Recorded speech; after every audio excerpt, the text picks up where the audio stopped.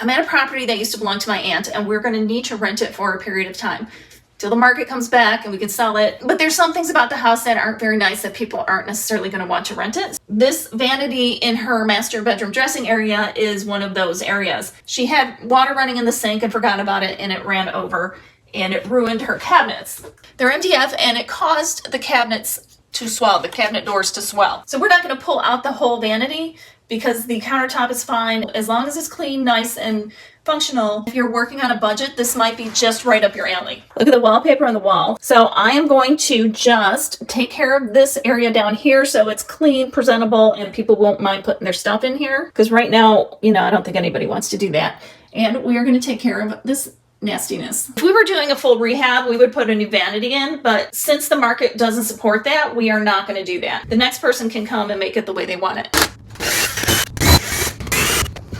I know you're thinking I'm never going to make this look like a nice cabinet, but I think I will. The very first thing I need to do is, you'll see where there's little separations and stuff like that. We want to clean that up so you don't see any of that. See the separations? And then around the inside, I'm going to take care of anywhere there's a gap also. And that, see, there's some pretty good gaps. I'm going to fill that with caulk. Actually, I take that back. First thing I want to do is grab some sandpaper.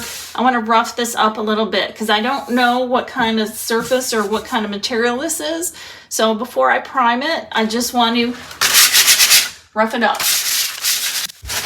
By doing that, you're just taking the sheen off. You're not like taking the finish off, just the sheen so the primer will stick. Let's get some caulk going. I'm going to suggest if you're going to caulk, you always have a wet paper towel handy. I couldn't get the camera in the cabinet with me, and you can see all the white caulk, and I just have to let it dry. In addition to caulking inside, I want to also caulk the outside seams of the cabinet where things have separated over time. Fill it in like that, smooth it while it's still wet. And I'll be able to paint that in 20 minutes and nobody will ever know that that seam was there except you and me. Caulk is dry enough, and now I'm just gonna start priming, and I'm gonna use Kills. I'm gonna go right over that wallpaper and right over everything else. I primed all over inside the cabinets, and then I also primed outside. And before I primed, I did wipe down all the surfaces. When you're painting a cabinet, it does take some time, but it is totally worth the effort. The primer already had the cabinets looking fresher. Once the primer dried, I broke out the paint and I started rolling the back walls and cutting in with a brush, and I also did the floor of the cabinet. I did the inside of the cabinet all in the same color. I wanted every surface in the cabinet to be clean and sealed with paint, so I made sure to do the backs of the fronts of the cabinets and everything. So there was none of that original color still showing through. The paint I used on the inside was either an eggshell or a satin. You want to make sure that you can kind of just wipe up and have it be somewhat durable for the inside of the cabinet. Caulk and paint are your best friends. It can make just about anything look super fresh and clean, and it really doesn't take that much effort. Okay, the cabinet, the inside is done, finished. I did it with a grayish bluish paint that I happen to have left over, and I've started painting the outside. This cabinet is going to look spectacular when it's finished. I'm using Rust-Oleum door paint, advanced dry.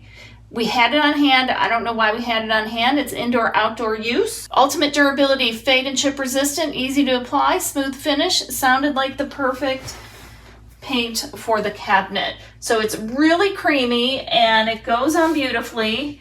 And in no time, we are going to have this cabinet looking like a brand new cabinet. You'll have to see what solution I came up with for the cabinet doors too.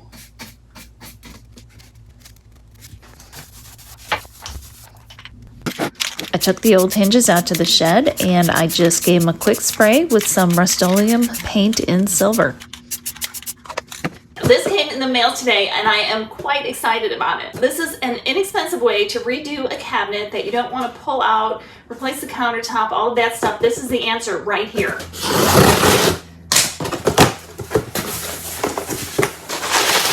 Look at these beautiful maple, I think they're maple, shaker style doors. I'm going to prime them and then I'm going to paint them.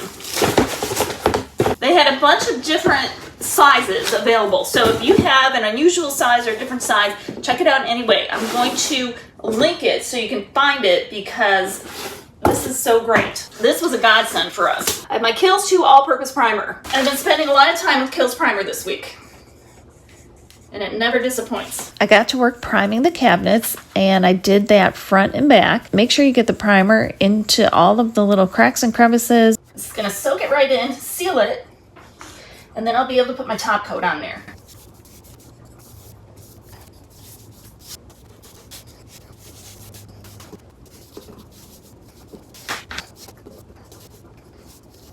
I hit the jackpot today. I was in the craft room and I remembered I had these knobs, these extra knobs. So guess what?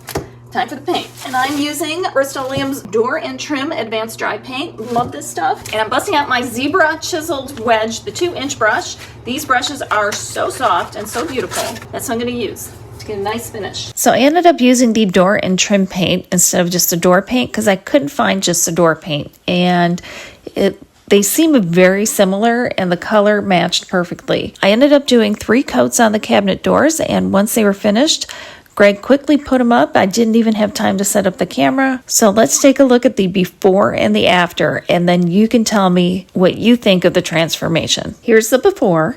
And remember how bad those cabinet doors look? And now check it out. It looks like a very current shaker style cabinet, and the knobs are perfect. And the inside, remember, is nice and fresh too.